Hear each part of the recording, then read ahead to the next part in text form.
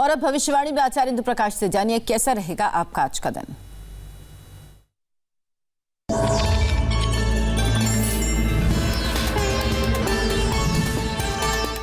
नमस्कार, भविष्यवाणी में आपका स्वागत है। रोज की तरह एक बार फिर मैं हाजिर हूँ आपका भविष्य, आपके राशि का भविष्य बताने के लिए।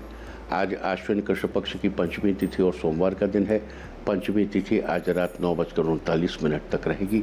आज के दिन पंचमी तिथि वालों का यानी उन लोगों का श्राद्ध किया जाएगा जिनका स्वर्गवास किसी भी महीने के कृष्ण या शुक्ल पक्ष की पंचमी तिथि को हुआ हो।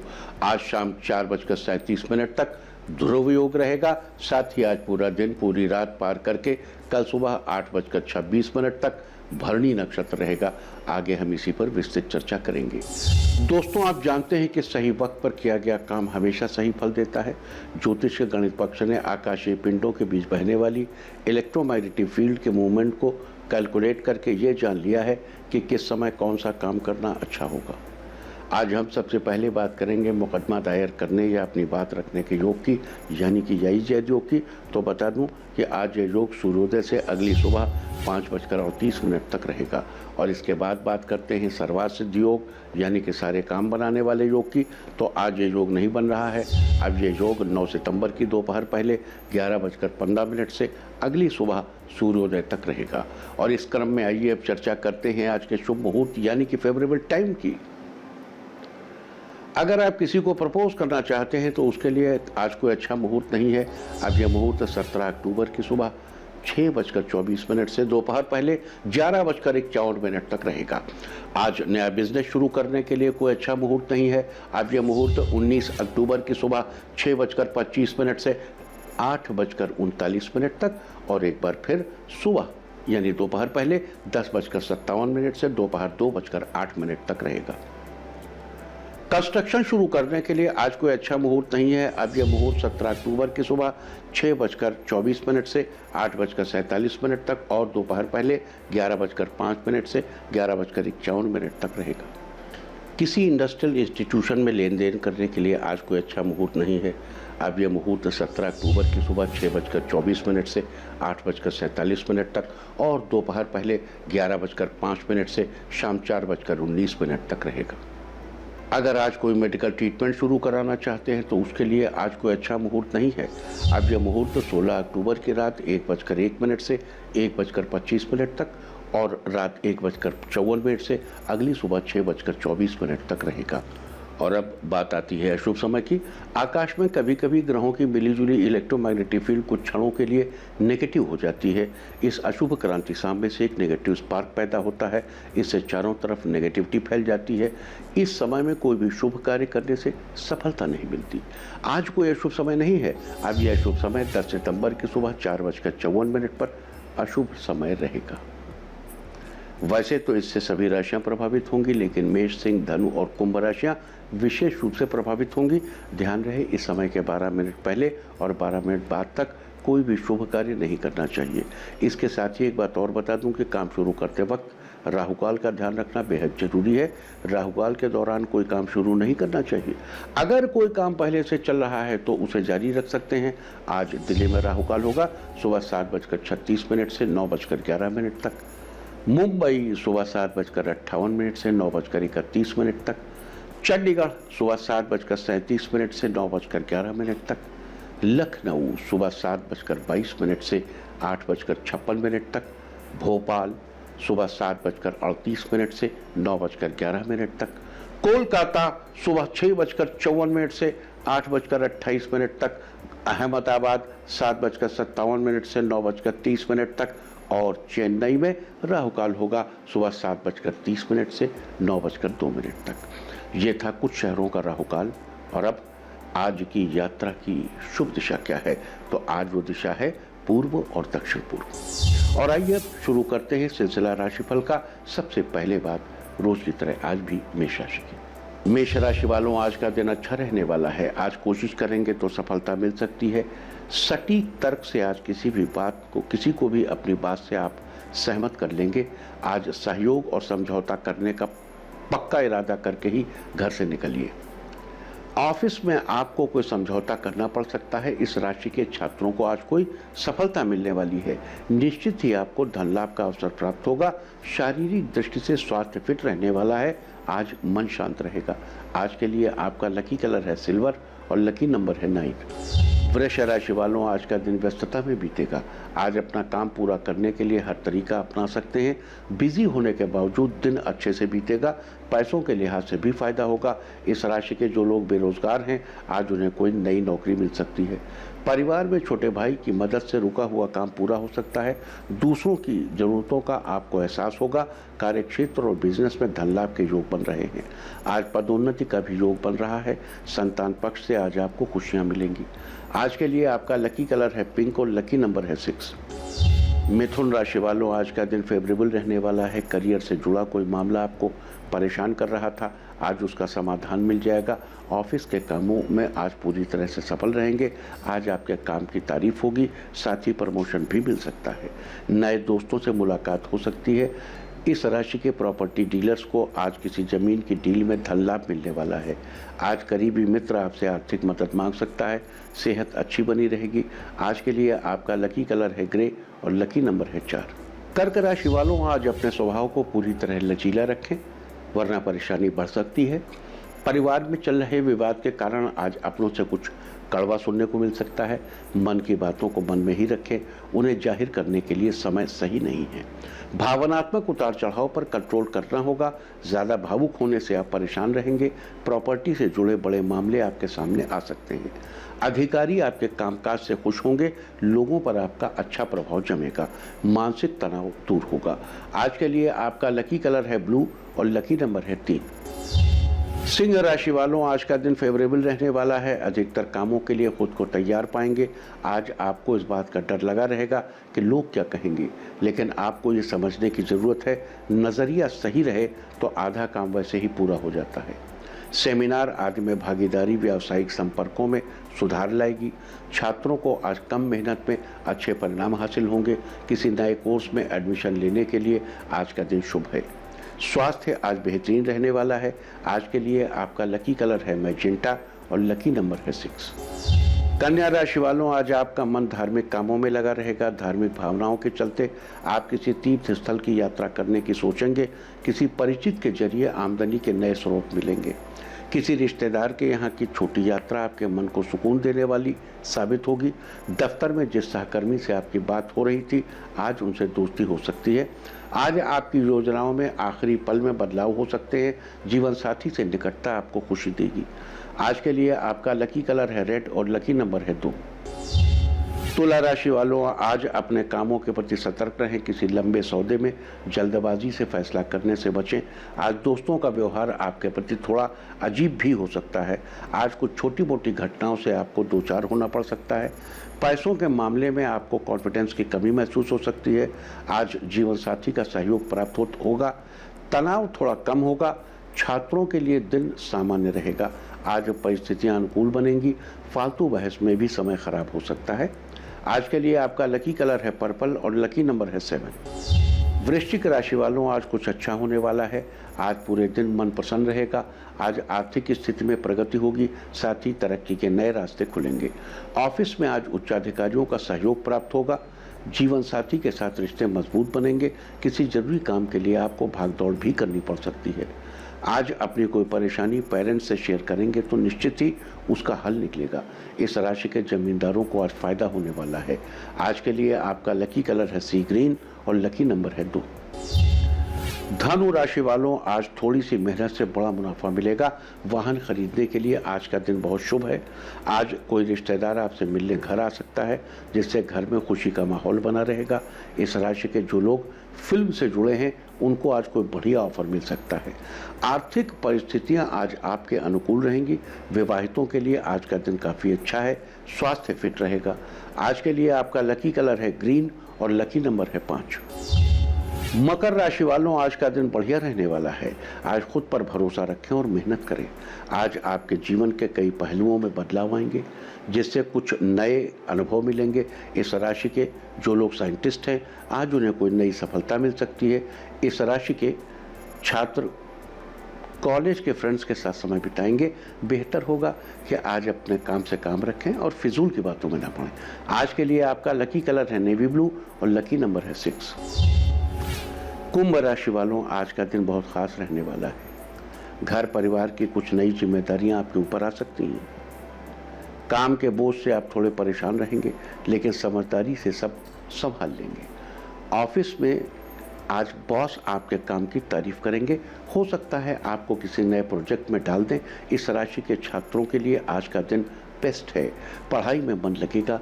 आज के लिए आपका लकी कलर है वाइट और लकी नंबर है 8। मीन राशि वालों, आज अपनी ऊर्जा को व्यर्थ न होने दें। ख्याली पुलाव पे के समय वेस्ट करने के बजाय अपनी ऊर्जा को सही दिशा में लगाएं। काम सकारात्मक तरीके से पूरे होंगे। इस राशि के इंजीनियर्स को अचानक कहीं से फ़ायदा होने वाला है। किसी नए साइट पर जाने से आपको काफ़ी फ़ायदा होगा। घर से बाहर निकलते समय थोड़े एक्स्ट्रा पैसे लेकर जाएं।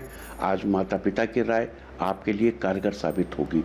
आज के लिए आपका लकी कलर है येलो और लकी नंबर है 1। और अब बात उनकी जिनका जन्मदिन है वो आज किसी बच्चे को छाता गिफ्ट करें, और जिनकी मैरिज एनिवर्सरी है वो आज घर में विंड चाइम लगाएं, तो साल भर सुख और सौभाग्य बढ़ता ही रहेगा। और आइए अब चलते हैं अंकों की रहस्यमयी दुनिया में। मूलांक 1 वालों, किसी काम में परिवार का समर्थन मिलेगा जिससे उस काम में सफलता मिलेगी। मूलांक 2, आपके लिए आज का दिन अच्छा रहेगा, उधार दिया हुआ पैसा वापस मिलेगा। मूलांक 3, आपके शत्रु आपके कार्य में बाधा डाल सकते हैं, इसलिए काम सावधानी से करना चाहिए। मूलांक 4, अपने गुस्से को काबू में रखें, आज किसी से बहस हो सकती है। मूलांक 5, लोग आपसे खुश रहेंगे, वो किसी काम में आपकी मदद भी कर सकते हैं। मूलांक 6, आज का दिन सुनहरे फल लेकर आया है, जो आप चाहेंगे वो आप पालेंगे। मूलांक 7, आपको कई दिनों से जिस खबर का इंतजार था वो खबर आज सुनने को मिलेगी।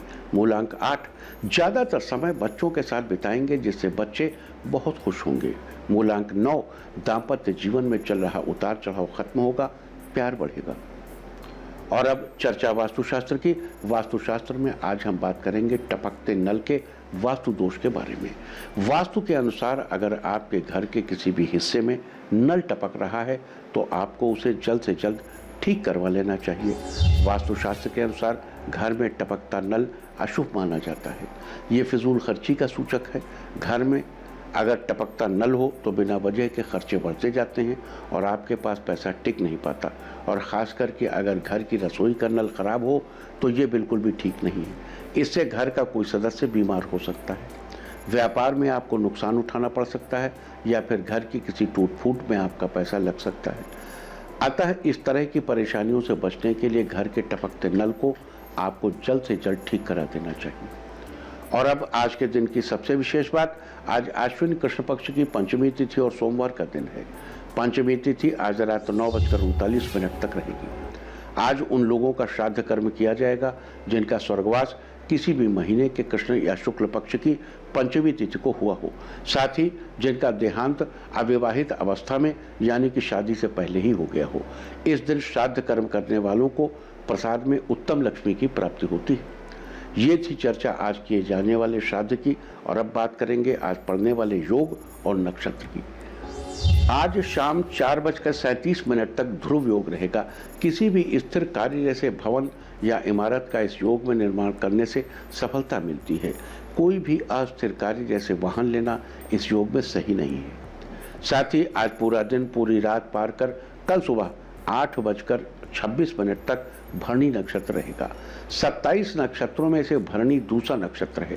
भरणी का अर्थ होता है भरण पोषण करना। इसका संबंध आंवले के पेड़ से बताया गया है। जिन लोगों का जन्म भरणी नक्षत्र में हुआ है उन्हें आज आंवले के पेड़ की पूजा करनी चाहिए। इसके अलावा भरणी नक्षत्र में जन्मे लोगों को आंवले के पेड़, फल या उससे जुड़ी किसी अन्य चीज़ को नुकसान नहीं पहुंचाना चाहिए और न ही उसका सेवन करना चाहिए। तो ये थी चर्चा ध्रुव योग और भरणी नक्षत्र की। और अब बात करेंगे आज पड़ने वाले भरणी श्राद्ध के बारे में। पितृपक्ष के दौरान भरणी नक्षत्र में अपराह्न काल यानी दोपहर के समय भरणी श्राद्ध किया जाता है। भरणी नक्षत्र चतुर्थी तिथि को पड़ता है तो इसे चौथ भरणी और पंचमी तिथि को पड़ने पर भरणी पंचमी कहा जाता है। तृतीया तिथि को पड़ने वाले भरणी श्राद्ध को महाभरणी श्राद्ध भी कहा जाता है। पितृपक्ष के दौरान भरणी नक्षत्र का अत्यधिक महत्व है, क्योंकि इसके स्वामी मृत्यु के देवता यमराज हैं। कहा जाता है कि भरणी श्राद्ध को तर्पण करने से गया में श्राद्ध करने जितना ही फल मिलता है। तो ये थी भरणी श्राद्ध की चर्चा। अब बात करेंगे तर्पण के महत्व की और ये किस प्रकार किया जाता है। उससे पहले आपको बता दूं कि आखिर श्राद्ध क्या है और ये क्यों किया जाता है। श्राद्ध शब्द का अर्थ है पितरों के प्रति श्रद्धा भाव। हमारे भीतर प्रवाहित रक्त में हमारे पितरों के अंश हैं, जिसके कारण हम उनके ऋणी होते हैं और यही ऋण उतारने के लिए श्राद्ध कर्म किए जाते हैं। आप दूसरे तरीके से इस बात को समझ सकते हैं कि पिता के जिस शुक्राणु के साथ जीव माता के गर्भ में आता है उसमें 84 अंश होते हैं, जिनमें से 28 अंश तो शुक्रधारी पुरुष के खुद के भोजनादि से उपार्जित होते हैं, 56 अंश पूर्व पुरुषों के रहते हैं, उनमें से भी 21 उसके पिता के, 15 अंश पितामह के, 10 अंश प्रपितामह के, 6 अंश चतुर्थ पुरुष के, 3 पंचम पुरुष के और 1 षष्ठ पुरुष के होते हैं। इस तरह 7 पीढ़ियों तक वंश के सभी पूर्वजों के रक्त की एकता रहती है। अतः श्राद्ध या पिंडदान मुख्यतः 3 पीढ़ियों तक के पितरों को दिया जाता है। पितृपक्ष में किए गए कार्यों से पूर्वजों की आत्मा को तो शांति प्राप्त होती ही है, साथ ही कर्ता को भी पितृण से मुक्ति मिलती है। हमारे धर्मशास्त्र के अनुसार मृत्यु के बाद जीवात्मा को उसके कर्मानुसार स्वर्ग या नरक में स्थान मिलता है। पाप पुण्य क्षीण होने पर वो पुनः मृत्युलोक में आ जाती है। मृत्यु के पश्चात पितृयान मार्ग से पितृलोक में होती हुई चंद्रलोक जाती है। चंद्रलोक में अमृत तत्व का सेवन करके निर्वाह करती है और ये अमृत तत्व कृष्ण पक्ष में चंद्र कलाओं के साथ क्षीण पड़ने लगता है। अतः कृष्ण पक्ष में वंशजों को आहार पहुंचाने की व्यवस्था की गई है। ये आहार श्राद्ध के माध्यम से पूर्वजों को पहुंचाया जाता है। विभिन्न शास्त्रों में श्राद्ध की अलग अलग परिभाषा मिलती है। ब्रह्म पुराण के अनुसार जो कुछ उचित काल, पात्र एवं स्थान के अनुसार उचित विधि द्वारा पितरों को लक्ष्य करके श्रद्धा पूर्वक ब्राह्मणों को दिया जाता है, वो श्राद्ध कहलाता है। मिताक्षरा ने लिखा है, पितरों को उद्देश्य करके उनके कल्याण के लिए श्रद्धा पूर्वक किसी वस्तु या उससे संबंधित किसी द्रव्य का त्याग श्राद्ध। श्राद्ध के बारे में याज्ञवल्क्य का कथन है कि पितर लोग यथा वसु, रुद्र एवं आदित्य जो श्राद्ध के देवता हैं, श्राद्ध से संतुष्ट होकर मनुष्यों के पूर्व पुरुषों को संतुष्टि देते हैं।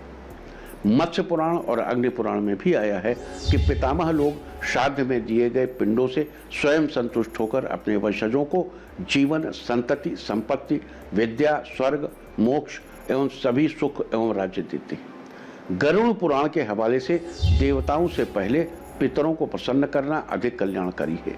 तो ये थी श्राद्ध से जुड़ी कुछ महत्वपूर्ण व्याख्याएं। अब हम चर्चा करेंगे तर्पण के बारे में। श्राद्ध में तर्पण का बहुत अधिक महत्व है। तर्पण से पितर संतुष्ट और तृप्त होते हैं।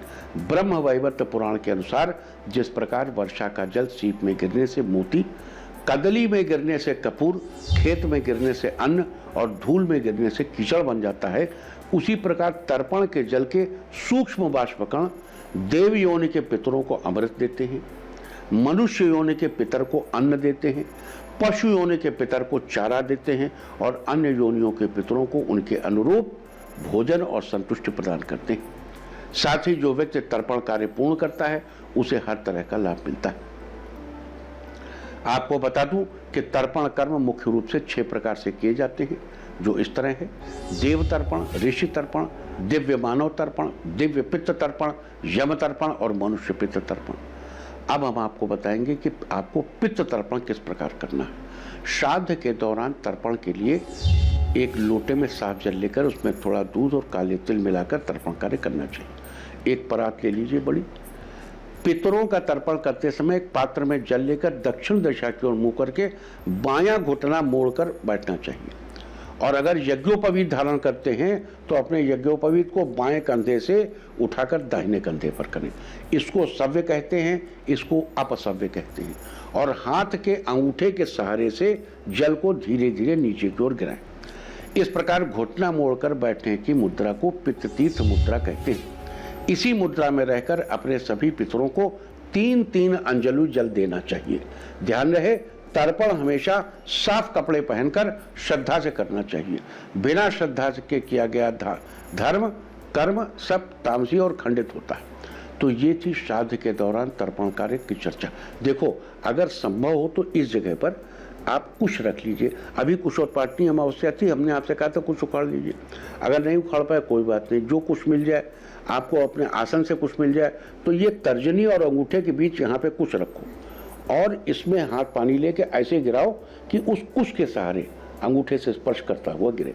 ये सबसे महत्वपूर्ण। देखो, किसी को तर्पण ऐसे करते हैं, ऐसे तर्पण करते, ये अपने पितृ का तर्पण, पितृ तर्पण ऐसे साइड में अंगूठे के सहारे, और इस जगह पर कुश रखना चाहिए। इसको तर्जनी और अंगूठे से दबा लीजिए, यहाँ रखिए कुश को, और इससे इस तरीके से पानी दीजिए आप। तो आइए चर्चा करते हैं पिंडदान के बारे में। स्थानीय जगहों पर अपने पूर्वजों के श्राद्ध वाले दिन पितरों के निमित्त खीर, पूड़ी, सब्जी, साथ ही अपने पितर की मनपसंद कोई भी भोजन बनाने का विधान है, और इस भोजन को गोबर से बने उपले या कंडों की कोर पर रखकर पितरों को भोग लगाया जाता है, और दोनों हाथों से कोर के बाईं ओर यानी अपने दाहिनी तरफ पानी छोड़ा जाता है। इस क्रिया को ही स्थानीय भाषा में पिंडदान कहा जाता है। लेकिन कुछ शास्त्रों के अनुसार श्राद्ध कर्म में पके हुए चावल, दूध और तिल को मिश्रित करके पिंड बनाए जाते हैं, और इस क्रिया को सपिंडीकरण कहा जाता है। यहाँ पिंड का अर्थ है शरीर। श्राद्ध में पूर्वजों के निमित्त पिंड बनाकर उनसे अपने आने वाले जीवन की शुभेच्छा की प्रार्थना की जाती है। कहते हैं पिंडदान करने वाले व्यक्ति को उसके पूर्वजों के आशीर्वाद से संतति, संपत्ति, विद्या और हर प्रकार की सुख समृद्धि प्राप्त होती है। ये पिंडदान किस किस के लिए किया जा सकता है वो भी आपको बता दूं।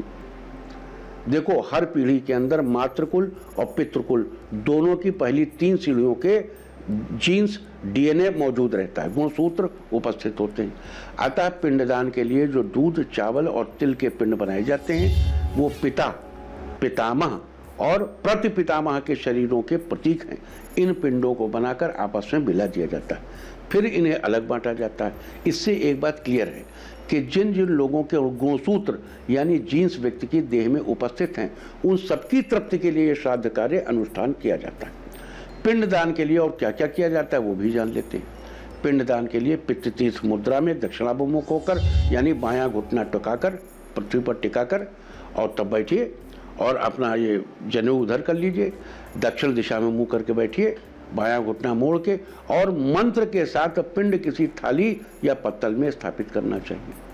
इस तरह सबसे पहला पिंड देवताओं के निमित्त निकालें, दूसरा पिंड ऋषियों के निमित्त, तीसरा दिव्य मानवों के निमित्त, चौथा दिव्य पितरों के निमित्त, पांचवा पिंड यम के नाम, छठा पिंड मनुष्य पितरों के नाम, सातवां मृतात्मा के नाम, आठवां पिंड पुत्र रहितों के नाम, नवां उच्छिन्न कुल वंश वालों के नाम, 10वां पिंड गर्भपात से मर जाने वाले बच्चों के नाम, 11वां और 12वां पिंड इस जन्म और अन्य जन्म के बंधुओं के निमित्त।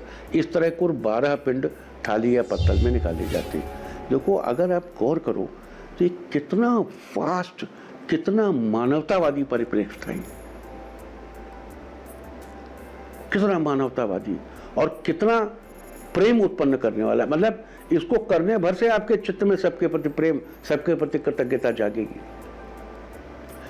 इस तरह उन पर क्रमशः उन पिंडों पर जो 12 पिंड आपने थाली में निकाले, उन पर दूध, दही, मधु चढ़ाकर पितरों से तृप्ति की प्रार्थना की जाती है।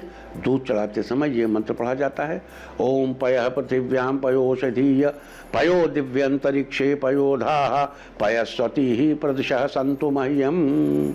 दूध चढ़ाने के बाद दही और बाद में शहद चढ़ाएं। तो ये सारी चर्चा थी आज पंचमी, भरणी, श्राद्ध, तर्पण कार्य और पिंडदान के बारे में। उम्मीद है कि आप इसका उचित लाभ उठाने में सफल होंगे। कल हम बात करेंगे षष्ठी श्राद्ध, श्राद्ध के विभिन्न प्रकार और श्राद्ध के दौरान ध्यान रखने योग्य कुछ विशेष बातों के बारे में। और अब मैं आपको बताऊंगा क्या कहता है आपके नाम का पहला अक्षर आपके आज के भविष्य के बारे में। और ABCD ही क्यों, नाम का पहला अक्षर ही क्यों? क्योंकि आज के ज़माने में दोस्त और दुश्मन सबकी गतिविधियों पर आपकी नज़र होना जरूरी है। आपको पता होना चाहिए कि क्या आपके दोस्त को आज कोई अच्छी अपॉर्चुनिटी मिलने वाली है या कहीं आपका दुश्मन बाजी न मार ले। किसका दिन आज कैसा है, नाम के पहले अक्षर से सब पता चल जाएगा। तो जिनके नाम का पहला अक्षर है A, आपको कुछ नियम बनाने की ज़रूरत है जो आगे बढ़ने में आपकी मदद करेंगे। बी, प्रियजनों से किसी बात पर विवाद हो सकता है, आप अपनी भाषा पर संयम रखें। सी, आज का दिन फायदेमंद साबित होगा, साथ ही पुरानी बीमारी में काफ़ी आराम मिलेगा। डी, रुपए के लेन देन में सावधानी बरतें, कोई बड़ा सौदा करते समय ध्यान रखें। ई, परिवार के साथ बातचीत करके अपनी परेशानियों को सुलझाने की कोशिश करेंगे। एफ, कामकाज से जुड़े कुछ बदलाव होंगे, नए विचारों पर काम करना लाभदायक रहेगा। जी, लोगों के साथ विवाद खत्म होगा, सबको अपने साथ लेकर चलेंगे। एच, अपना सारा काम प्लानिंग के साथ करेंगे तो उसमें कामयाबी मिलेगी। आई, माता पिता के आशीर्वाद से सभी काम सिद्ध होंगे, सभी परेशानियां दूर हो जाएंगी। जे, वाहन चलाते समय सावधानी रखें, मोड़ पर इंडिकेटर का प्रयोग अवश्य करें। के, आज किसी भी कार्य की शुरुआत करेंगे उसमें आपको सफलता मिलेगी।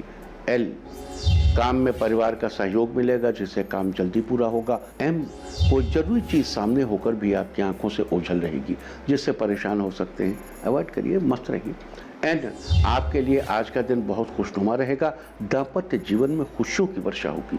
ओ, आपको कोई नई किरण नजर आएगी जिससे आगे बढ़ने के मौके मिलेंगे। पी, आपके कामों में रुकावटें आ सकती हैं, मेहनत करने से सब ठीक हो जाएगा। क्यू, कार्यशैली में बदलाव के साथ सफलता हासिल होगी जिससे आप मन ही मन खुश रहेंगे।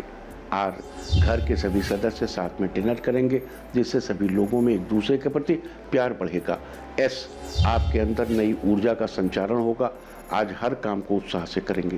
टी, धन कमाने के अच्छे अवसर मिलेंगे, साथ ही मान सम्मान में बढ़ोतरी होगी। यू, आपके करियर में जो बाधाएं आ रही हैं वो आपसे आज दूर होंगी।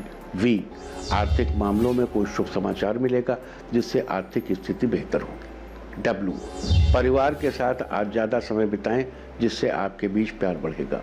एक्स, किसी करीबी से फ़ोन पर बात करेंगे, कोई खुशखबरी सुनने को मिलेगी। वाई, अपनी दिनचर्या में कुछ बदलाव करेंगे, ये बदलाव आपके लिए फायदेमंद रहेंगे। जेड, कार्य क्षेत्र में जो कुछ भी अड़चनें आ रही थी वो आज खत्म हो जाएंगी।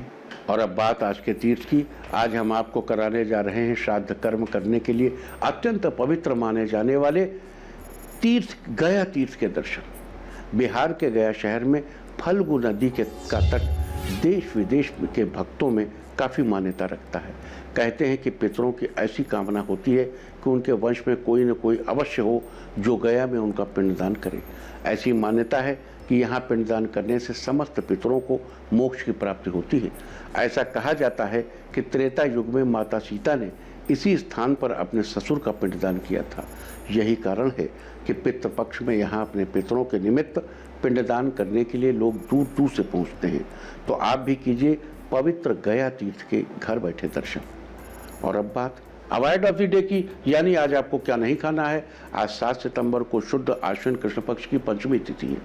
पंचमी तिथि में बेल का सेवन करना निषिद्ध है, यह आपके रुतबे के लिए अच्छा नहीं होता। पंचमी तिथि आज रात 9:39 तक रहेगी, उसके बाद षष्ठी तिथि लग जाएगी जो कि कल रात 12:03 तक रहेगी। षष्ठी तिथि में नीम की पत्तियां चबाना, उसका फल या दातुन मुंह में डालना, यहाँ तक कि नीम के फेस वॉश का इस्तेमाल करना भी निषिद्ध है। अतः आज रात 9:39 तक आपको बेल का सेवन करने से बचना चाहिए, जबकि उसके बाद कल रात 12:03 तक आपको नीम या नीम से बनी चीज़ों का इस्तेमाल अवॉइड करना चाहिए। इस तरह तिथि का समय जानकर आप अपने खाने का शेड्यूल बना सकते हैं। बाकी आप कुछ भी खाइए, पीजिए, मौज कीजिए। और चलते चलते मैं आपको बता दूं कल की शुभ दिशा क्या है। तो कल आपका मनोबल बढ़ाने वाली दिशा है पूर्व और दक्षिण। और अब सावधान कोरोना, ओम नमो निसिंहाय हिरण्यकश्यप वक्षस्थल विदारणाय त्रिभुवन व्यापकाय कृमि विष विषाणु कुलोन्मूलनाय स्तंभोद्भवाय समस्त दोषान हर हर विसर विसर पच पच हन हन कंपय कंपय मथ मथ ह्रीं ह्रीं ह्रीं फट फट ठ ठ ए हे रुद्र आज्ञापयते स्वाहा। और अब वक्त है आज की टिप ऑफ द डे का। आज थोड़ा योग करें, सारे दिन आपको खुशियां ही खुशियां हासिल होती रहेंगी। अपना राशिफल जानने के लिए लॉग ऑन करें www.indiatv.in और मुझसे व्यक्तिगत संपर्क करने के लिए फ़ोन करें 0124-472-1000 और 9971000226। भविष्यवाणी में फिलहाल इतना ही। नमस्कार।